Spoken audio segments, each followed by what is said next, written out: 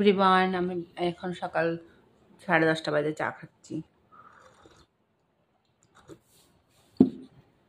চাটা খেয়ে বৃষ্টি, সারাদিন বৃষ্টি।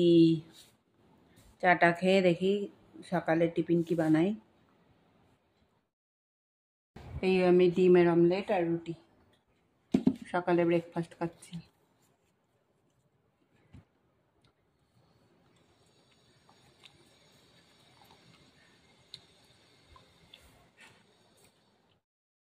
এবার আমি চিংড়ি মাছটা দিয়ে দেবো তেলের মধ্যে।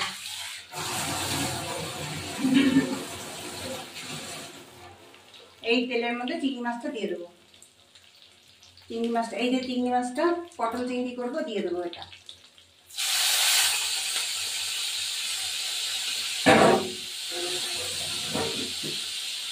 একটু লবণ দেবো,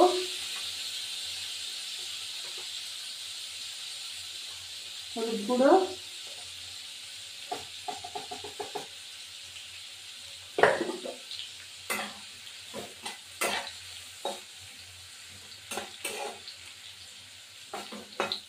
এবার পরে আসছি ফিরে। এই যে এই তাওয়াতে ইলিশ মাছ আছে ভাজা, এখন আমি ইলিশ মাছ ভাজাটা উঠিয়ে ফেললাম। বেশি ভাজবো না, ইলিশ মাছ অল্প, বেশি বড় না, ছোট। এবার এটা উঠিয়ে ফেললাম। এই তেলে আমি বেগুনটা দিয়ে দেবো। এই তেলে আমি বেগুনটা দিয়ে দেবো। বেগুনটা একটু ভাজা ভাজা হোক, তো ফিরে আসছি। হ্যাঁ, এবার আমার বেগুন ভাজাটা হয়ে গেছে, একটু উল্টিয়ে দিলাম। এই যে দেখুন বেগুন ভাজাটা আমি দুই দিকে বসিয়ে দিয়েছি, কেননা এইটা আমার এই এটা পটল চিংড়িটা হয়ে গেছে। পটল মানে এটা বেশি পটল আর আলু ভাজা হয়ে গেছে। এবার কড়াইটা বসিয়ে এর মধ্যে একটু তেল দেব, গোটা জিরে দেব, ফোড়নে গোটা জিরে, এই যে গোটা জিরে দিলাম। এবার এই পাশে বেগুনটাও হয়ে গেছে, বেগুনটা নামিয়ে দেব।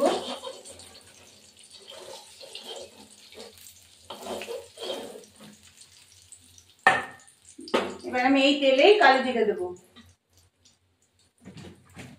এই তেলে আমি কালো জিরে দেবো। এবার এই তেলে কালো জিরে দিলাম, কটা লঙ্কা চিড়ে দেবো, একদম পাতলা ঝোল হবে এটা। কটা লঙ্কা কেটে দেবো কাঁচি দিয়ে, এই যে কাঁচি দিয়ে কটা লঙ্কা কেটে দিলাম।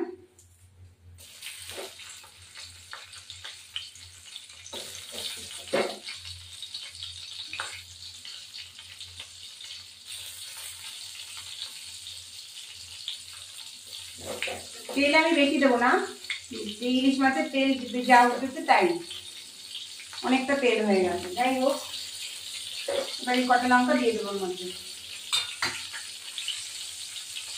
এবার এখানে লবণ,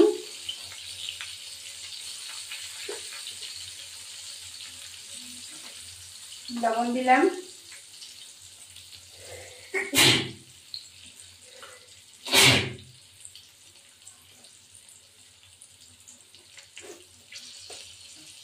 হলুদ গুঁড়ো সামান্য একটুখানি, লঙ্কা গুঁড়ো দেবো না।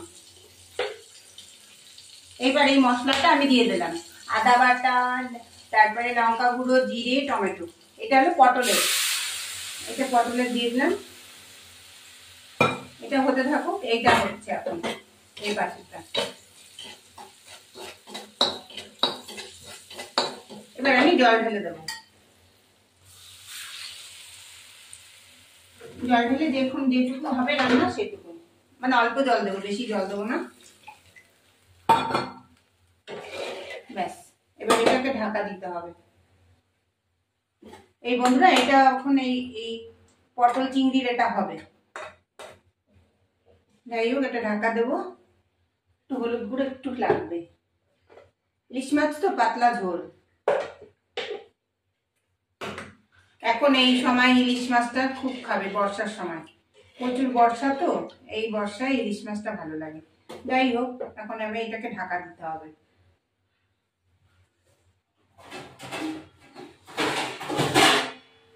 এবার আমি এটা ঢাকা দিলাম, এটা হোক, ফিরে আসছি।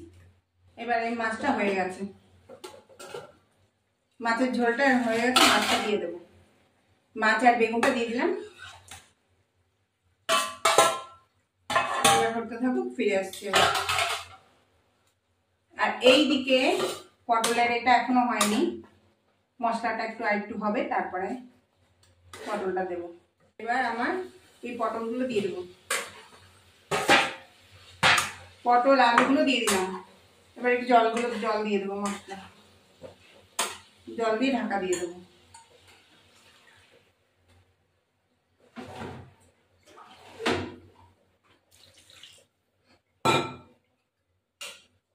এবার জল দিলাম, জল দিয়ে ঢাকা দিয়ে দিলাম। এবার আমার এখানে ইলিশ মাছ মনে হয়ে গেছে। ইলিশ মাছের তো পাতলা ঝোল, এটা হয়ে গেছে। আর একটু ফুটবে, নামিয়ে দেবো তারপর। এবার এটা ঢাকা দিই, আমার ইলিশ মাছের ঝোলটা হয়ে গেছে, এবার নামিয়ে দেবো।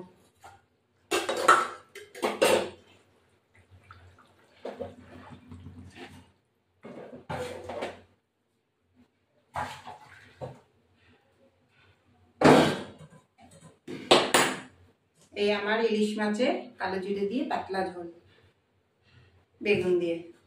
এখন পটলের রসাটা হয়ে গেলেই হয়ে যাবে।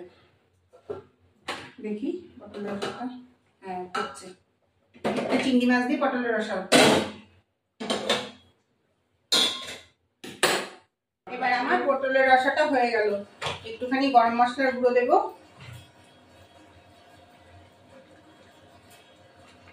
চিংড়ি মাছ দিয়ে পটলের রসাটা হয়ে গেল, এবার নামিয়ে দেবো।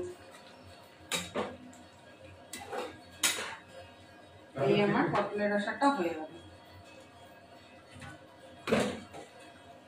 এই যে আমার পটলের রসা নামিয়ে দিলাম।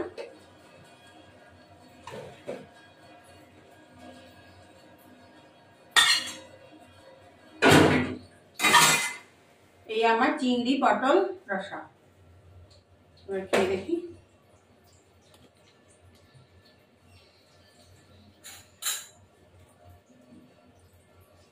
এবার আমার পটলের রসাটা হয়ে গেল, একটুখানি গরম মশলার গুঁড়ো দেবো।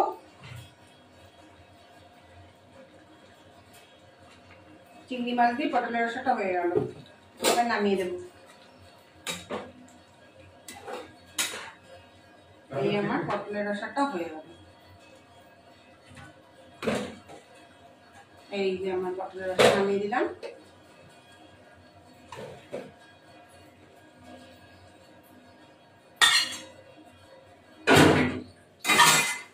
এই আমার চিংড়ি পটল রসা, এবার খেয়ে দেখি।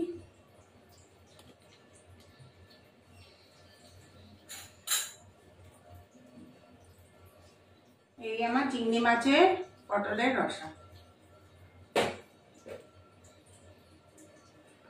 এবার খেয়ে দেখলাম একটু। সুপার।